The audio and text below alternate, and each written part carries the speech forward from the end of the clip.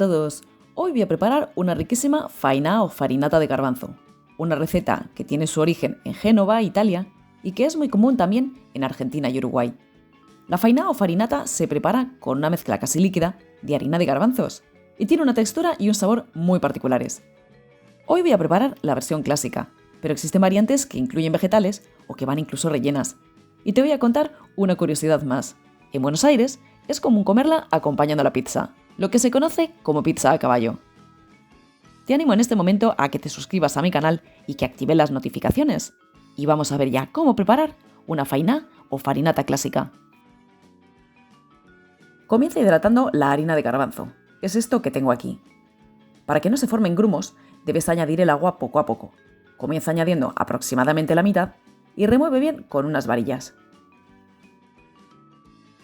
Si la mezcla está demasiado seca, añade un chorro más y remueve hasta que no quede ni un solo grumo.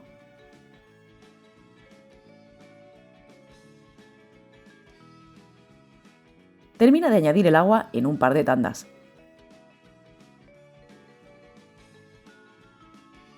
Como ves, vas a obtener una mezcla casi líquida. Debe ser así. Deja reposar la mezcla unas 3 o 4 horas. Mejor incluso si la dejas de un día para otro. En ese caso es mejor que la guardes en frío.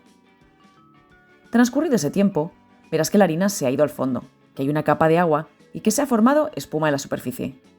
Quita la espuma con cuidado y con ella las impurezas que pudiera tener la harina. Ahora añade la sal. Yo voy a añadir solo media cucharita, ya que añadiré un poco por encima una vez horneada la faina. Y lo mismo voy a hacer con la pimienta. Añado un poco en la masa y el resto lo pondré por encima. Añade el aceite. En mi caso, una mezcla a partes iguales de girasol y oliva, aunque lo tradicional es que sea de oliva. Remueve con unas varillas hasta que la mezcla emulsione.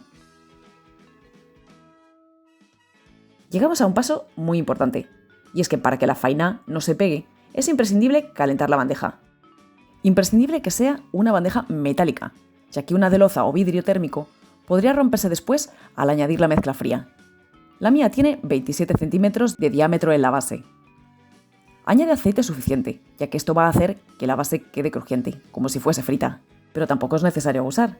Se dice que el aceite debe estar en cantidad suficiente para que se extienda por sí solo simplemente con girar la bandeja, pero se le puede ayudar un poquito y se reduce algo la cantidad. Calienta el horno a 250 grados, con calor arriba y abajo y sin aire. Y cuando esté casi caliente, introduce la bandeja unos minutos para que se caliente también. La bandeja y el aceite deben estar calientes, pero sin que el aceite llegue a humear. No queremos quemarlo. Cuando el horno y la bandeja estén bien calientes, saca la bandeja con cuidado de no tocar el aceite y quemarte, y vierte la mezcla. Remuévela primero porque tiende a decantarse. Viértela con cuidado.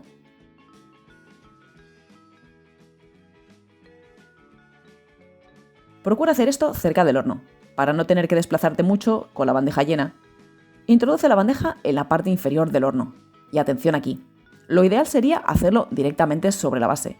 Pero mi bandeja es muy fina y si la pongo directamente sobre el fondo, el metal se retuerce bruscamente. Por eso he puesto la rejilla en el fondo y sobre ella la bandeja. También es conveniente que lo hagas así si tu horno es de gas, ya que la faina se podría quemar por abajo. Hornea unos 10 minutos a 250 grados con calor arriba y abajo. Se trata de que se forme una costra crujiente por abajo. Abre el horno y retira la cara, que sale mucho vapor. Ahora coloca la bandeja en el centro del horno o en el tercio superior y deja que se haga unos 15 minutos más. Puedes alargar el horneado un poco si la quieres más dorada. El hacer un horneado relativamente corto y a alta temperatura permite que se dore por fuera y que permanezca cremosa por dentro. Transcurrido ese tiempo, abre la puerta y retira igualmente la cara. Y mira qué cosa más rica sale del horno. Según sale la faina del horno, voy a añadir un poco de sal y un poco de pimienta. Fíjate, los bordes se han separado por sí solos. Yo voy a pasar un plato para no cortar sobre la bandeja, que tiene recubrimiento, y voy a servir directamente. Recién salida del horno, el interior estará más cremoso. Una pregunta frecuente es si se nota el sabor de la harina de garbanzo. Para nada. Tiene un sabor bastante característico y difícil de definir, pero no sabe a garbanzo. Está muy rica. En Italia se prepara normalmente bien fina y se consume sola, acompañada de una ensalada, por ejemplo. Y tal como te contaba al principio, en Buenos Aires es muy común comerla acompañando a la pizza. Es decir, se tapa la pizza como si fuera un sándwich. Yo no he probado comerla así, pero lo cierto es que tengo mucha curiosidad. Y nada más por hoy. Yo me voy a comer un buen trozo de faina y espero que os animéis todos a prepararla en casa. ¡Un saludo a todos!